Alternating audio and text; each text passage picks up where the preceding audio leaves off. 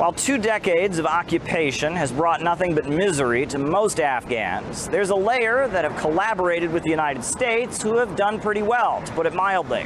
2 congressmen want an investigation of Ashraf Ghani, the president who just fled. Apparently, he took $169 million with him. He's now got asylum in the United Arab Emirates, a country known for its, shall we say, hospitality. It's too easy for officials to buy property in Dubai anonymously. There is no information available to help identify violations. More transparency is needed. Afghanistan's former vice president, Ahmed Zia Massoud, allegedly flew to Dubai in 2009 with over $52 million in cash. He was eventually released without having to explain where the money came from. Many former Afghan officials have luxurious real estate in Dubai. The cost of an average apartment in Dubai is over $670,000. Meanwhile, the gross domestic product per person per year in Afghanistan for 2020 was less than 600. Afghan corruption has been going on for decades and did not start with America. But rather than trying to fix this eye-watering graft, the United States poured gasoline on the fire.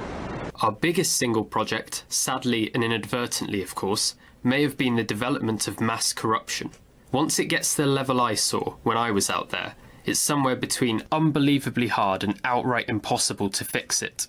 This is nothing new for U.S.-aligned regimes. The U.S.-backed Saigon government in South Vietnam was notorious for corruption, and that probably contributed to the overall victory of the communists. Nye said he was convinced that Mr. Thieu had succeeded in removing from the country a substantial portion of South Vietnam's estimated total of 26 tons of gold reserves. Former aide says Thieu, profiting by control of corrupt regime, left Vietnam a billionaire.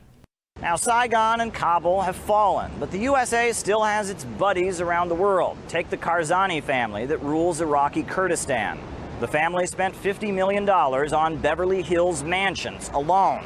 The Prime Minister of Iraqi Kurdistan, a member of the Karzai family, actually spent over $3 million in a Qatar casino in a single night. Now keep in mind that since 2014, the United States has sent over $3 billion in humanitarian aid. Looks like American taxpayers have been subsidizing lives of luxury for White House cronies across the planet.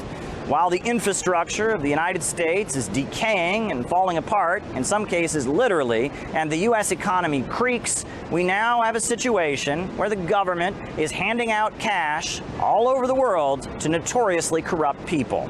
I think the investigations regarding corruption in Afghanistan and the American involvement in it should have started in 2002 when the Americans invaded and occupied Afghanistan, because they brought, in a way, corruption with them. Very ordinary people have become enormously rich. The previous warlords who were just commanders maybe or strongmen are now multimillionaires. Only 2% of the aid gets to the target population. Most of the other money leaves Afghanistan either through contracts by Americans and foreigners or through simple theft, corruption, and kleptocracy.